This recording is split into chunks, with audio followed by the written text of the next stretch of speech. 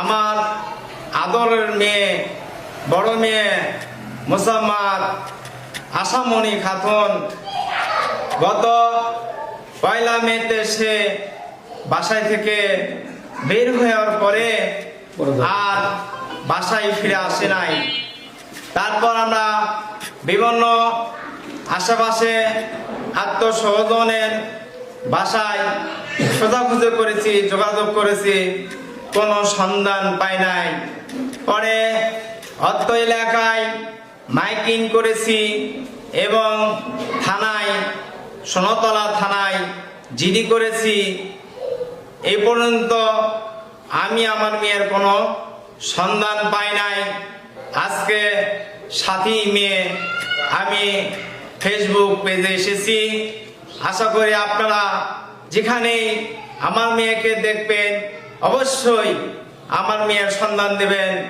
আমি ফোন নাম্বারটা দিচ্ছি 01314 23 38 54 01314 23 38 54।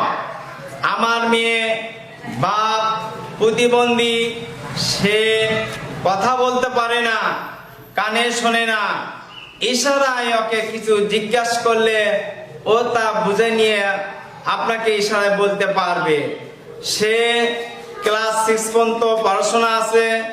তাকে ইশারায় তার নাম, বাবার নাম, মায়ের নাম, আরো আত্মস্বজন বা ফ্যামিলির সদস্যর নাম লিখে চাইলে সে লিখে দিতে পারবে। আমার মেয়ে সরল সোজা একটা মেয়ে, ও বাসা খুঁজতেছে, কোনো রিস্কওয়ালা, কোনো ভ্যানওয়ালাকে বলতে পারছে না যে ভাই আমি অমুক জায়গায় যাব। এই জন্য সে বাড়িতে বা আমার এলাকায় আসতে পারতেছে না। সে হয়তো কোনো এলাকায় হাঁটাহাঁটি করতেছে, দেখে হয়তো বোঝা যাইতেছে না সে একজন বাড়ি হারা মেয়ে বা হারিয়ে যাওয়া মেয়ে। তাকে যদি কোথাও দেখেন, তাকে একটু কষ্ট করে হয়তো সে কোনো স্ট্যান্ডে রিক্সা ওঠার চেষ্টা করতেছে, অটোতে ওঠার চেষ্টা করতেছে, হয়তো অনেকে জিজ্ঞেস করতেছে যে তুমি কোথায় যাবা।